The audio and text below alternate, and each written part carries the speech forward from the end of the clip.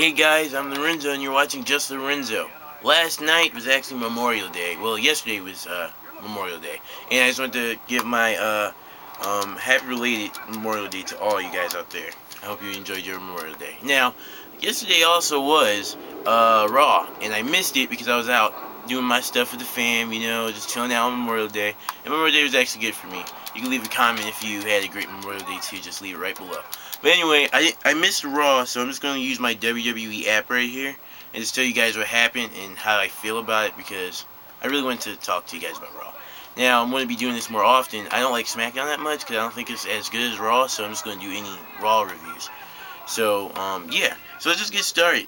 Here it says John Cena responded to Ryback's challenge and faced down Curtis Axel. Basically, John Cena said that he accepted the ambulance match challenge, but he didn't want to do that. He wanted to have the return of the 3 Stages of Hell match, which was, number one, the first match will be a lumberjack match. And I think that's awesome because I haven't seen a lumberjack match in not a couple of weeks or days. I mean, we haven't seen it for like almost a year now. And it's an awesome match because I like all the superstars like scattered around the ring. So when you get thrown out of the ring, it's really going to be like crazy because you don't know who's going to attack who. And I'm not really sure what's going to happen if they do that. And also it says here, second will be a tables match. John Cena has bad luck in tables matches, but hopefully John Cena will come out with a victory and nothing bad will happen. And the third match would be the ambulance match. So John Cena chose Ryback's original stipulation, which was going to be just a one falls match, into a 3 Stages of Hell match. So Ryback has to work a little bit more harder. Now, who's going to win that bout? I don't know.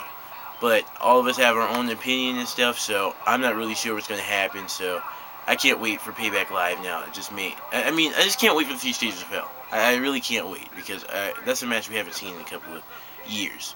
And it's the return, and I cannot wait. It also says here that Rio defeated Big E Langston. He beat him on main event too, so I'm not really surprised at that. Rio is a very talented superstar. He's a Mexican. He's just, that pride is like Eddie Guerrero trait pride, and it's just crazy. I love Rio. He's awesome. Big E Langston. First of all, Big E, you really need to change your singlet. Everybody's talking about it. I do not like his singlet. Who wants to see butt cheeks each and every week? Seriously. Each and every week we see, it's crazy. It's too small, and I don't want to see that each and every week from Big E Langston. I don't want to see black cheeks. So, yeah. Anyway, Dean Ambrose defeated Kofi Kingston. I do not care for it. Dean Ambrose at all. I do not care for the Shield because the Hounds of Justice really need to get out of here. I don't want them to be champion. That's my opinion. But yet again, some other people have their own opinions too. That's why they have the comments on below. So you can express your opinion. But I don't really care. Kofi Kingston needs to come on, man. But anyway, also the Shield. I didn't even see this. The Shield defeated Team Heck No. I just don't know what to say, man. The Shield just will always win until somebody does the right moves. I'm telling you, they do stupid stuff against the Shield. The Shield is good. Let me just say that. The Shield is good. But they're not at their full potential if they're together all the dang time. Give them a break. Like, Dean Ambrose can't defeat The Undertaker. The only people he can defeat is, like, Kofi Kingston, who, no offense, but he can't really win a match. He's good for high flying and stuff like that, but Kofi Kingston can't really win, like, big matches like that. So that's why it's hard for Kofi to retrieve victory. And also, he also gets distracted. But I have to admit, though, at Extreme Rules, he did not get distracted by Dean Ambrose. Dean Ambrose did a magnificent job in the match without the Hounds of Justice, which is Seth Rollins and Roman Reigns, coming to help him out. So that's the only thing I have to give kudos to Dean Ambrose. But other than that, I hate the Shield. The Shield just sucks. Come on, man. And it says here, I can't believe how this happened. Fandango defeated Intercontinental Champion Wade Barrett. I have no idea how that happened. Fandango has to really be good in order to defeat Wade Barrett. Because to me, Fandango is not really a good wrestler. At WrestleMania, he like flunked it really badly. Like, everybody said he was so impressive at WrestleMania. He did this, that, and the third. I don't care, man. Come on, Fan. I mean, like that. And then he has like this little Fandango thing, getting his name right. I'm so happy that he finally had that power just to say no more. I will fight in the match. It doesn't matter if my name is pronounced wrong. I'll go to that ring, tell him to say my name right, and then I'll fight. Because every single time we got his name wrong, which we got right, because he's such a scared cat, he didn't want to fight in the match. So that's why I do not believe Fandango is a good wrestler. But that little dance, John, I gotta get that one, man. I got it. I gotta get my jiggling. I gotta get my jiggling, but that was corny, by the way. Anyway, oh man, that would be surprising if it's viral. Anyway, it says right here also the Great Khali and Tons of Funk defeat 3MB. It's been such a long time since I've seen the Great Khali win anything. Yeah, that's a shame to say. I mean, in 2007, when he around that time when he first my bad, 2006 when he first came, Great Khali was tearing them up. He struck fear in the eye of the Undertaker. Who strikes fear in the eye of the Undertaker? The Great Khali was able to do that for the very first time ever. How in the world did you go from striking fear in the Undertaker's eye to this Punjabi playboy who can't win a match against Dolph Ziggler? Little guys like anybody. Put him up against anybody except for a corny guy. If he goes up against Heath Slater or Yoshitatsu, they'll lose. But if he goes up against any small good guy inside of the WWE Dolph Ziggler or somebody like that, there's something wrong there. Great Khali, what happened to you? You need to change that persona, man, because I really want that big dude back. Because Great Khali was actually striking fear to people's eye. And now he's just a joke. And I really want the Great Khali to at least turn back to heel and do some better work, because as a face he cannot get it done. And I believe the WWE is not using him for his full potential. So we'll talk about that another time. Oh yeah, and this is my favorite thing. For all the punkers out there, this is a punk thing. Whoever missed Raw last night, this is a surprise. You've been asking for it, and then they finally did. Paul Heyman appeared on the highlight reel of Chris Jericho's show. Now, next to him and stuff, he was on the Titantron of the highlight reel, and he was talking. Of course, Paul Heyman wouldn't go to the ring with Chris Jericho, because he's scared. The walrus is afraid. So anyway, Chris Jericho was just talking to him and stuff like that, telling him about Curtis Axel. He was talking about Curtis Axel back and forth with that. And then, when Paul Heyman was talking about Curtis Axel and how great of a superstar he's going to be and how his future is going to be bright and stuff, Chris Jericho stated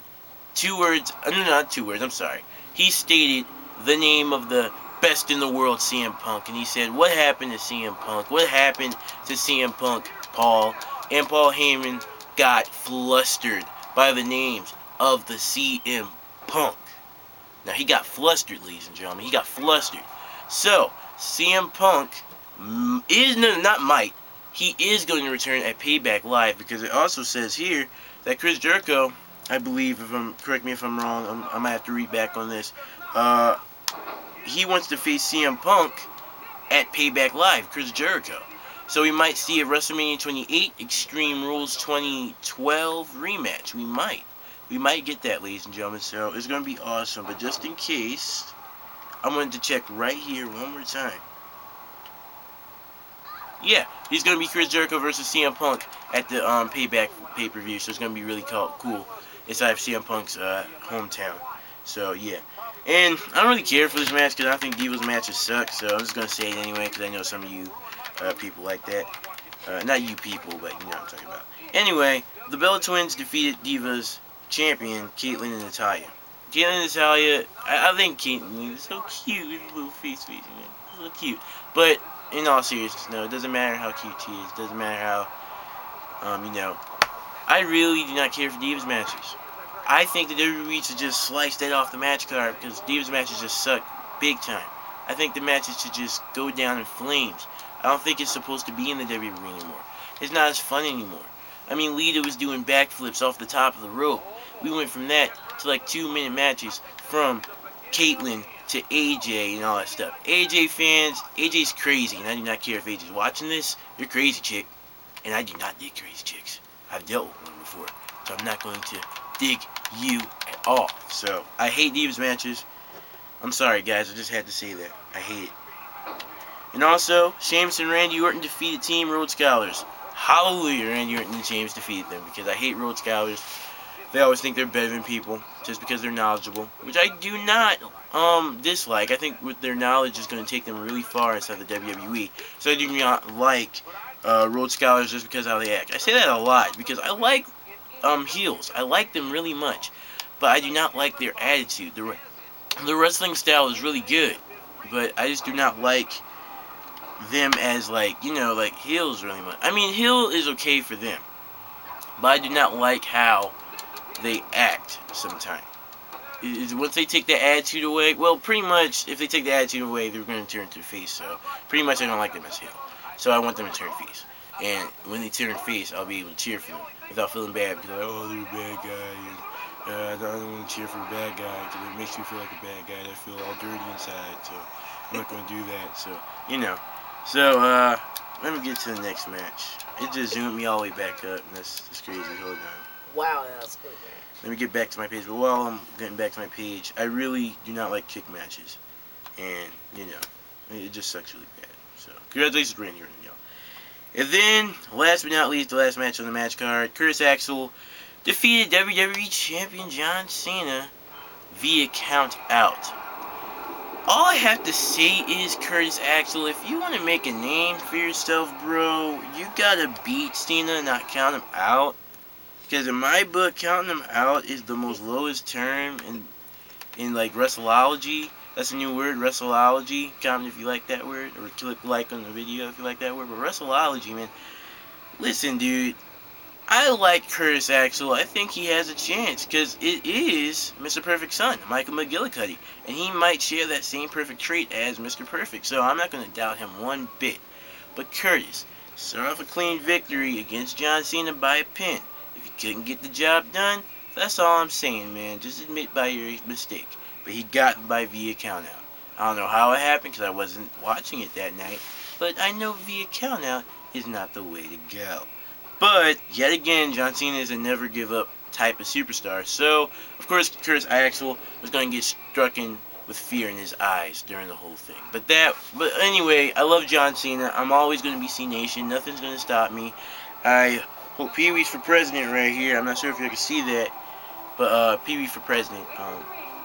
Wait, first of all, how did I get from John Cena and Curtis Axel to Pee-wee? I don't understand. Anyway, that's pretty much it for the video. But, just saying, John Cena's the best. And people who hate him, you gotta admit, you gotta love him too. You gotta love John Cena. There's no ifs, ands, or buts about it. You love John Cena. Just admit it, and then I welcome you to Z-Nation. Can you join? You can't join, because the video's over, actually. So, that's actually my brother over there. He's gonna be on my next video, for Raw next week. He's gonna be joining us. But, that's him right there. But that was my fake voice. You can't see him right now, but he's playing Smash Bros. 2008. But, yeah. Anyways, also check out my little brother's channel, Big Silly Matt. Check that out. He has some little toys, videos. Maybe you can bring, like, your little children, if you're, like, an adult watching this or something like that. Bring little children to his side. He has some funny toys videos if you want them to check that out on Big Silly Matt. And this is my channel. If you like this video, please hit like. And if you liked it, please hit subscribe, and I'll have more subscribers. Thank you so much for that if you do so. And leave a comment on how you feel. If you didn't like something I said, leave a comment. If you did like something I said, leave a comment. Or even if you just want to subscribe to me, leave a comment on how and why you subscribe to me. Well, you don't have to do all of that, but I just want to like, subscribe, and comment, or just do whatever you want. Yeah, that's too much. Yeah, so with that being said, have a good one.